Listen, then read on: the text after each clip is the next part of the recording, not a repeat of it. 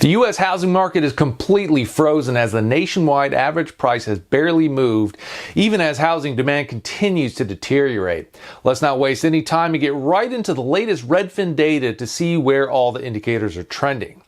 The median home price for December came in at $405,000 on a seasonally adjusted basis, which is 1.2% lower than the peak of $410,000 back in April.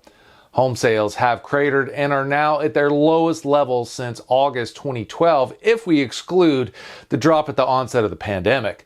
Underlying demand indicators are showing that demand still has room to fall. The sales list price ratio hit 98.8 in December and is not showing any signs of reversing course as it returns to the pre-pandemic averages.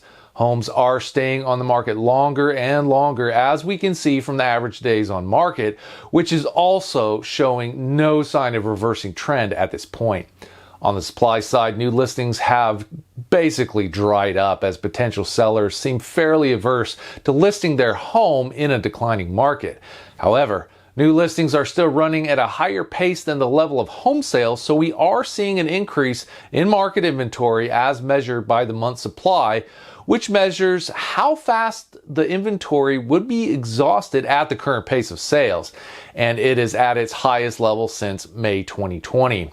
Add it all up and we have a national real estate market with collapsing demand, while at the same time we don't have a lot of new sellers coming into the market who are willing to list at lower prices to meet that demand, resulting in a median price that isn't making much movement. So where do we go from here? I've long held that home prices need to come down in order for affordability levels to return to more historical norms. My preferred affordability metric is the average housing payment as a percent of income, and as of December, it's still at about 40%, well above the historical average and the previous peak. It's come down a bit because mortgage rates have retreated a bit in the last few months, but I don't see that trend continuing. The mortgage market is acting like the Federal Reserve is done raising rates, which is far from the truth.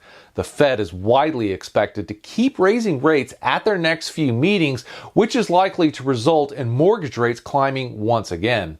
If you want to see a more detailed outlook on mortgage rates for 2023, check out my recent video I did on that. I'll leave a link to it in the description down below. It's also important to remember that the national median price is not always the best indicator to gauge the overall health of the housing market. You need to look at what's happening in the regional markets as well. The U.S. price may be down just 1.2% from the recent peak, but when you look at areas like Seattle, Washington, Austin, Texas, and the San Francisco Bay Area, we're seeing declines of 9.8%, 11.1%, and 16.3% respectively.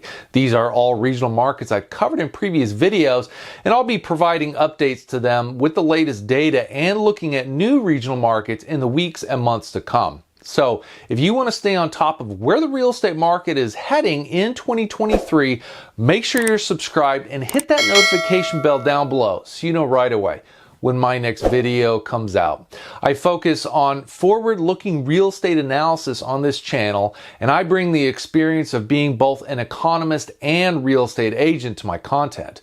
I'll keep you up to date on the latest trends and what they mean for future performance. If you found this video helpful or at least mildly entertaining, don't forget to give it a thumbs up to support the channel, help it grow. Thanks for stopping by, and I'll see you in the next video.